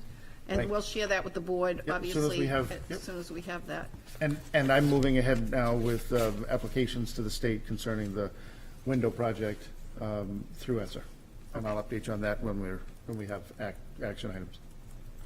Okay, and as far as us taking a tour of the community campus, do we want to do that before our December 20th meeting? No, Lisa's shaking her head. Do people want to wait till do that in January? Would that be better to do the first meeting in January? That starts budget, weekly meetings, maybe, what's the date? We thought we would go to Lister like, a half hour or so before our meeting starts. okay. And then come here for our meeting. So it would be a little before our regular scheduled That meeting. sounds great. Lisa likes that idea. The first meeting in January then? Or do you think the 20th? I think the 20th. The 20th, okay, let's do December 20th. What time do you think we could be at the community campus? I figure what what do you think, Nathan? The whole show, the walkthrough community campus, the whole show for that is Half hour? For half an hour. Yeah. 5:45. Okay, meet at the community we'll remind everybody. 5:45 on December 20th at community campus. We could not have our meeting there, could we? I don't know, I was just thinking that. I almost I said don't It that would out be loud. wonderful if we could have our meeting there. Well, it won't be It televised. would be hard to televise it. No so- Zoom. Televise it from there? But we Okay. can explore. All right, we'll explore that. We'll let everybody know, but plan on a tour of community campus on 12/20. I just happened to be there last week for that recreation survey needs study. And that building is magnificent. It's gorgeous. I had been there when my kids were at New Heights, when they were in middle school. I hadn't been in that building for a few years, and it's a magnificent building. So when I was in there, I thought, well, we'll just have to work with the city to make use of other rooms that are in there. That, for instance, we were in the movie room. And, this huge projector where they watch movies. So if the Lister wanted to show the kids a movie, we could ask to use that room. So I think those possibilities are there too. Okay. Are we all set with this? Okay, let's move on to new business. Oh, I'm sorry, old business, the communications committee. Did I? Quick Oh, financial the administration, I'm sorry. know what? Administrator report. I do my best in that memo, and the memo will start to sound redundant month after month because some of the realities don't change over time. timing. But it's timing. I learned that from Mr. Bartlett. But I'll take any questions if you have any. Okay. Does anyone have any questions about the financial report? The memo that Zach put out and then Nathan's thought the memo was Figures. helpful. Yeah. the Yeah, the memo- memo That was was a very Nathan memo. helpful. That was a Nathan memo, not the Zach Oh, memo. okay. Oh, no. Okay, so everything seems to be on track, correct, Nathan? Yes, we're rolling. Okay. Well done. I'm Any sorry. go ahead, Zach, Carrie. the New Franklin, I've been advised the New Franklin Holiday Concert is on the 20th when we're just scheduled. The New Franklin one is. Yes, it is. I'm just saying it's like Zach's child and my child. Thank you, Lisa. Touche. Okay, I tried not to do it then. Well, I think, Well, can we, is it possible to ask for a request to not have it on a Tuesday? Like, can we shift our board meeting to the 14th to avoid all scheduling? Is that, I ask out of ignorance, I don't know if it's on a Tuesday for there- a particular reason. Do we have some type of, I Right, don't know, that's what- chartery legal reason why it has to be a Tuesday? Because As far if as I know, we could no. make a special request to host on a Wednesday, that might be our option. Because it sounds like, and then going forward, I think this goes to the larger scheduling challenge is just like we've asked teachers, like, this is a test day, this is a paper day, maybe we need to do the same thing with events Or these, yeah. so that we can be a little bit more not stepping on toes. is everyone available to meet on December 14th? Something that. So instead of the 13th, we meet on the 14th. Are we sure there's no concerts that day? I know. It'd be hard to know if it's not on the calendar. Is there a middle school one? That's my other kid. I think there is something on the 14th. I think when we were having this conversation, I talked to Steve, city sounded like informers. Cirillo, sounded like Thursday the 15th was maybe the only, and I doubt that the chamber would be available. Well, the whole month, there's Yeah, I mean, ones it's, that there are he's all just, he's kinds got of something stuff. night after night after night. Okay, the because he- 15th for you know. me. So then, and that's that week. Is the other option is do we shift the week before? We don't, that's our only meeting in December. I personally don't want to shift earlier because I really would like a strategic plan update, so, Yep. Which I think makes sense closer to the end of the month. yeah. So, 14th might but be okay. maybe what we need to do is somebody has to find out when can the school board meet on the week of the 12th? We would need to Do you want me vote to- though now to change it? Do you want me to send a doodle? It's not about us, it's, we have to get all the events in the city that aren't on the calendar, figure out. That's what we don't know right now. There's a district-wide fifth grade band performance, 4 to 4:30, or it says 4 to 4:30. I assume it's longer than that, but When is that? that's on the 14th. 14. Right. That's when the middle school plan goes to the elementary schools. December's Oh. hard. It is. December is hard. It's really hard. That is How about the earlier. Yeah, it's 15th? during the Does day. anybody see anything on the 15th, which is the Thursday? That's, I think that was the only one that was free. That's don't- what I don't wanna- remember Don't hearing. quote me. But I, No, I heard the same thing, Nathan. It Yeah. was Let's the see. 15th was the one that was like, Dondero PTA. Yeah. Well, that's okay. Just, I'm just, all Worry about. right. The all right. 14th is fine. Saying it. There's a sustainability committee meeting, but that's in conference room A. So Okay. if the councils, if the chambers aren't open, we'd have a conflict there. What about the school board conference room, though? No filming. Oh, that's right.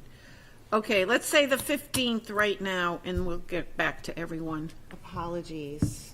Thank you, Lisa. No, that's all for right. your- We have to. No, good, I don't know how you Good know s- that, and I don't, good but. save. Good save. I subscribe to all 47 of our district calendars. There it is. There it is. Okay, all right. Wait, so is I'll it still 14th? plan on the tour of the community 15th campus was- before that meeting, so we'll get back to everybody as soon as we can, so you can all put it on your So calendars. the 15th instead of the The 20th, possibly. 15th, right, is now it. Okay. Okay, moving on. Old business, Communications Committee. Hope put together this memo about the history of the Communications Committee, so everyone has it in their packet. So I think if anyone has any questions about it and they want to get to either Margot or me, please do that. Okay? So we'll thank Hope for putting that together for us. And just to refresh, this was the next step, and then there's going to be later, Zach is gonna bring another plan, and that's when we're gonna discuss Yes. the Yep. committee recommendation. Yes. Got it. Okay, the next order is new business in the Safe Water Advisory Group. I guess Margot and I got an email from Hope saying she could no longer serve on the committee due to, other items she has on her agenda.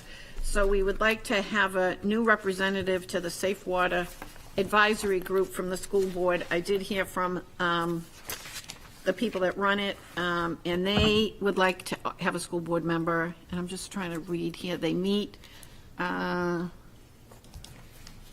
see where it I says think when she they said they meet. meet by Zoom, which they must have different requirements than we do, but. They don't meet all that often, but just a minute, it says it in here somewhere, I should have had it prepared. Oh, we had to reschedule, our new SWAG meeting is December 7th, 2022. It will be held at the new Pease Water Treatment Facility to allow attendees the opportunity to see the PFAS treatment systems.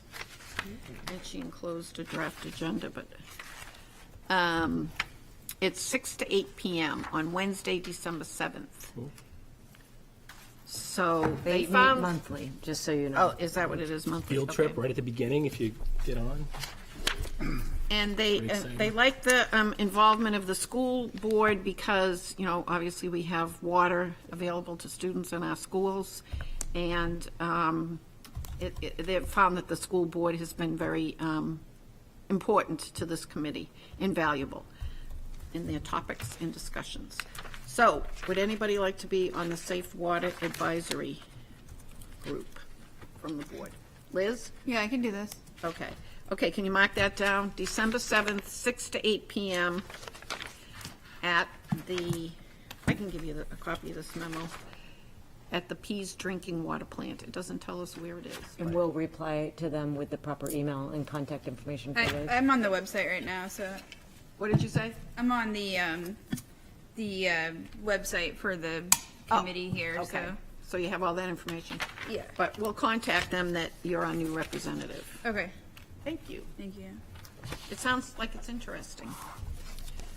Okay, next on the agenda is the consideration and approval of the leave request, and then consideration and approval of employment, and the math interventionalist and the science teacher, so I'll just hand it over to you. Okay, so the first of those is a leave request from Emma Newman, who's a elementary teacher at New Franklin School.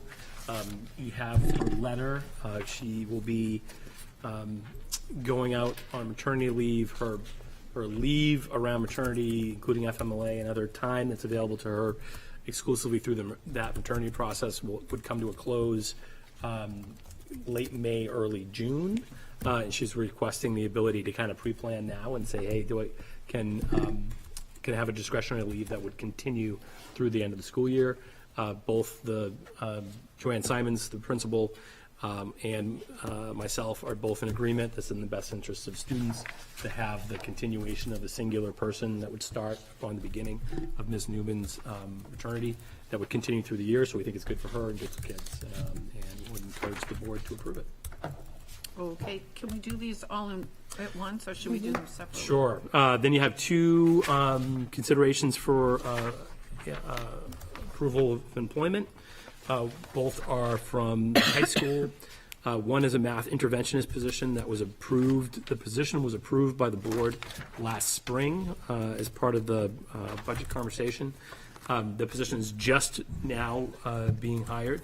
And we have a veteran math teacher who has spent time in Somersworth, Epping, and Exeter coming to work as that math interventionist in a combination of student support and then teacher collaboration would be the way in which that role is structured.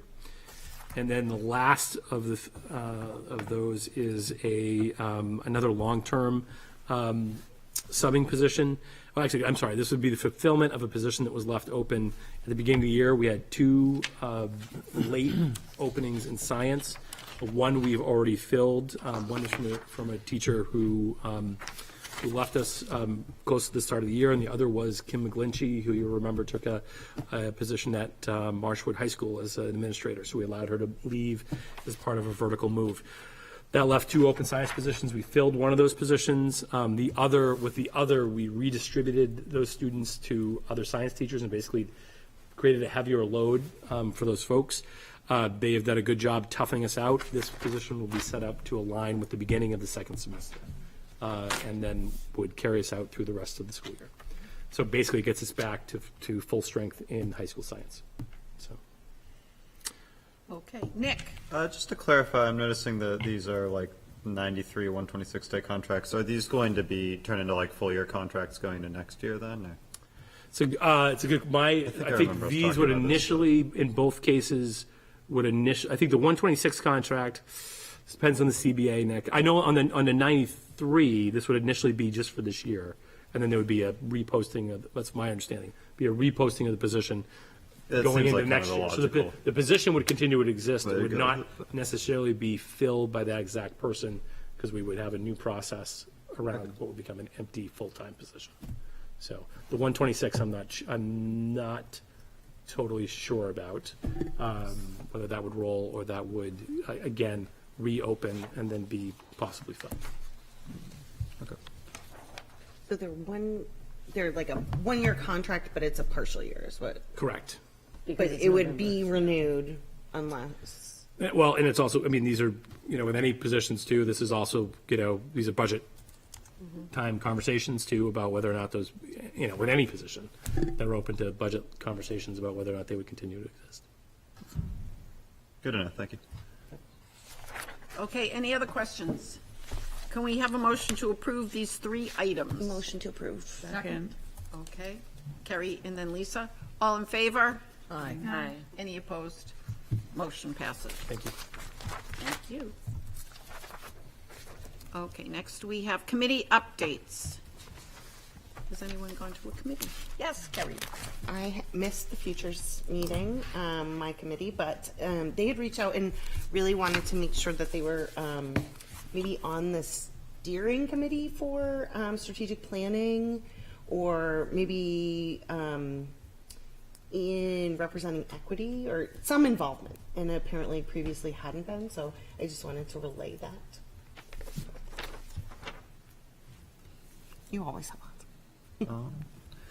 Yeah, so we've had I was just looking through the Senate meeting minutes because the Student Council has had its first Senate meeting for the year.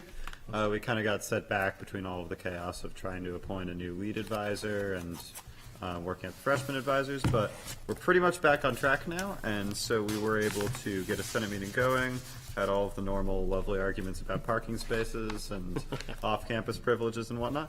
But in general, it was actually a very productive discussion. We are looking at planning a winter dance now. I believe it's called the Winter Semi-Formal. So I think dates are still tentative on that, but it's moving along nicely. Otherwise, the holiday raffle we're still gearing up. We're looking at beginning to sell tickets around early December. I think our tentative date is the 7th, but that may change. But right now, we're accepting donations and to the Giving Tree, and also of like items and prizes for the raffle. So that's all been going along very nicely. Will that be put in the parent newsletter that Principal Chinosi puts out so that we'll all know about that? Yeah, we've Okay. been communicating with them. I'm very confident we'll be able to put it in with communications there. Okay. Other than that, chariot race update. We've moved it back from. chariot race. Yeah, we were. The original plan was to have it actually this week, but we're moving it back likely 2 weeks now, just because of the realities of we had to build them. We're working on actually nailing down the track and everything. But the chariots are now actually chariot shaped. We're going to be painting them over the next week, and yeah, we're really excited. Wait, are the chariots going to be outside? Yes. What about, are the chariots snow-worthy? Snow tires? Snow tires. Bring a shovel. Okay. Yeah. Well, worst case scenario, I mean, we're going to have them be pulled by people, so we could just have like a shovel. Okay, fair enough. They're as snow-worthy as you make them. Okay. This manager does not want to know. Yeah, I'm planning on sending out an email insurance right to now. all of you, though, if anybody's interested in coming. It's going to be during flex time, so right around 2:30 to 3:15. Greatest honor. Margot. I had another sustainability practices committee meeting, and we had a presentation from a subcommittee of that group, which is called TCAG, which stands for Transportation and Climate Action. And they broke down the areas they looked at, which, as we try to improve our carbon footprint and improve our transportation strategies. They looked at shared mobility, biking, e-vehicles, land use, and community engagement. And we got into a really interesting conversation when we came up to biking, that for a city like Portsmouth, right, there's this goal of if everything can be attainable either, by bus or by bike within 15 minutes. And we're a very bikeable city, but we have almost no bike racks anywhere. And particularly our schools are really limited in how many bikes they can store. And so I suggested that I would speak with the CTE about the welding kids partnering, just like they did with the planters, about designing some more bike racks as the first start of initiative to encourage more biking. They're still going to have the mayor's bike day, or if that's not the right title, but something like that. And they're going to speak with the garages about more bike storage there. But the access point to the school boards was that it was noted, and we're aware that we don't have enough bike space at our schools. And so we're trying to figure out how to implement more, particularly at the high school. Not enough bike racks. And what's the name of that committee? Well, the subcommittee of the sustainable practice, they have a lot of subcommittees. And this one that presented was the TCAG, the Transportation and Climate Action Group. Yes, it was a very great. They're going to have a longer presentation, right, as the city and goes into our climate action plan, but it'll all feed into that work. I wonder if we could apply for a grant to have more bike racks put at our schools. Well, see, and that could come out of the climate action plan, right? And yes, and looking for, but it was just nice to hear that they weren't just looking at it from an adult perspective of what are the habits we're encouraging to be more carbon conscious citizens. It was, how do you start those habits and education at the youngest level? We've got kids that want to bike, but there's no place to put it. And we've got to be also realistic that bike theft is up. So not only do they have to put it in a place that they can lock it. Safe. And so we can't just keep leaning them against trees. And so I thought it was great that we're looking at it from how do you change the mentality in a way that will have long-term benefits to the whole. There was a lot of other information, but the one that I thought was most helpful to us. Let's have the superintendent who just bought a new commuter bike. This His was the wife topic thinks of their... he's never going to use. So I need a bike rack if I'm going to prove it wrong. Challenges on. Yeah, it's awesome. Right. Perfect. Well, you're not alone. There are many members of that committee that just bought one. There we go. Zach and I just attended the area meeting. Before this meeting, we met with Steve Zadraveg and members of SAU 50. We do that, 4 times a year, I think? Yep. 4 times a year. So, we have to remember that our high school has almost 40% of students from Greenland, Rye, Newington, Newcastle. So it's great that we meet with them.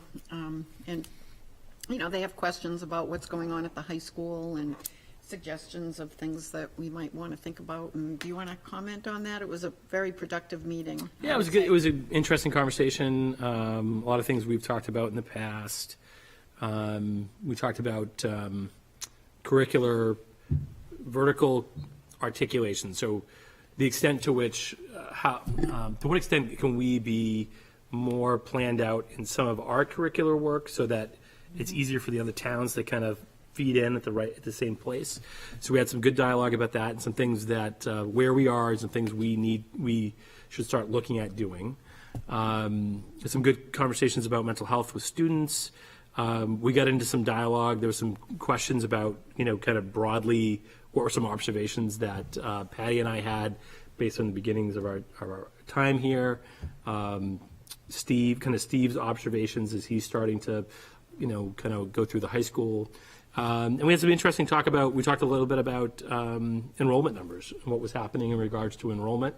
And I think one thing that will be interesting to see is we have the new, the committee used the previous year's NESDEC projections. We just got on Friday the new ones, which projects, over a 10-year period that the enrollment in the district would go down 275 students. over a 10-year period based on current trends. So what would be interesting is to see, and I was mentioning this to the folks from the other communities, is to what extent that 40% number may climb.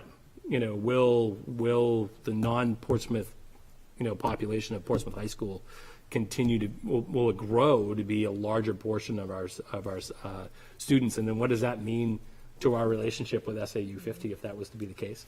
And that was it was a quick conversation, but it'll be interesting to see as we look at those enrollment trends.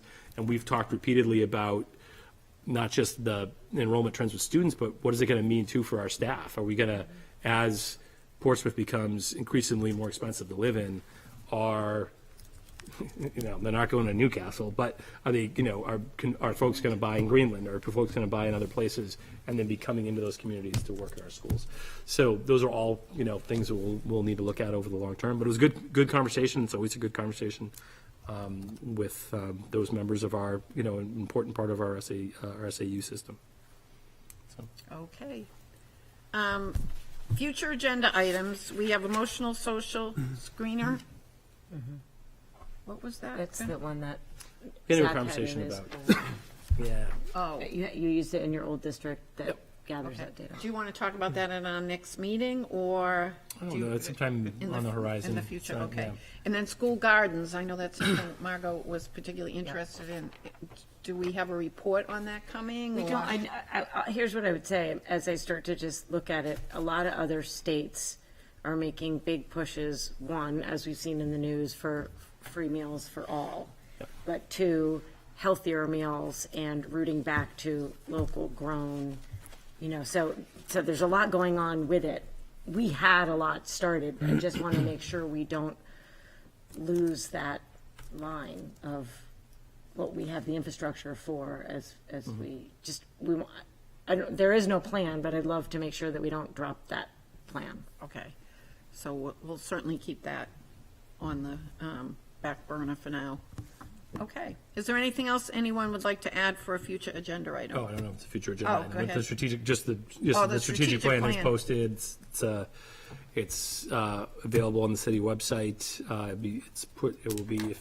It'd be pushed out to the newspaper, and then we will also be targeting both, the vendors that we already saw. We'll be letting them know, hey, it's out there and it's available, and then we'll also be targeting other folks that we know tend to do this type of work and directly sending stuff out to them as well. I did want to mention I was taking advantage of the fact that I thought we were moving to the 20th, so I slid the date in the draft to the 14th as the cutoff, where before I'd had it a little bit earlier. So because I was thinking I've got more time to come back and still give the board an update just before Christmas. So anyways, I just wanted people to know that date slid a little bit, and now vendors would have the 14th at 2 p.m. to turn in stuff. So just to have an awareness that changed a little bit. And so if we move back in the other direction, we might still be waiting to close out. And there'll still be a certain number of days after that. I think on that final draft, I don't know if I said it was the 22nd or the 21st that we would inform vendors of who the pick was. So, Brian? Yeah, just on a future agenda, I said it earlier, but the risk behavior yes.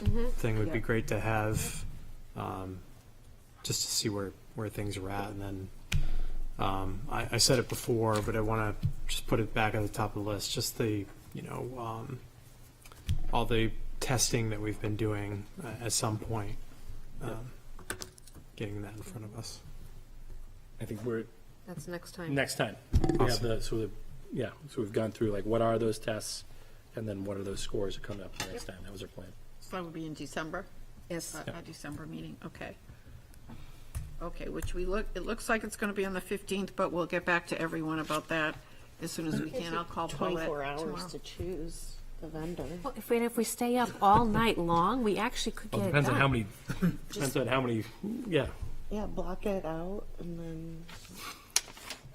At the community campus. And Yeah, right. Yes, Liz. I guess I just, as far as future agenda items, I don't know, I'm just thinking like that coming into winter, I don't know if there's anything we need to discuss as far as winter goes. I mean, the only thing that I can think of right now is the, always fun idea of remote versus snow day and how that sort of interplayed. So Get the memo? Missed missed the memo. Michael Zacky's big announcement on Saturday. Oh yeah, sorry. I shut off my devices this weekend. So, The punchline? Watch the video, did you, Liz? I watched the video of the last meeting that I missed for being sick. So I'll watch it tonight. Lose, you lose. Anyway, so no, but it's, so basically what I put out is the first up through at least the first 4 days would be traditional snow days this year, that we wouldn't go remote, and I had some rationale as to Okay. and then we'd see after that. Okay. Just want to make sure, whatever we need to do for winter, if we need to, I don't know. What that Buy would be, salt. but- Yeah. We have the salt piles, we're all set. Weeks. Okay. Do we have a motion to adjourn? Yes. Second? Okay. As Brian, second. Margot and Brian, all in favor? Aye. Aye. Happy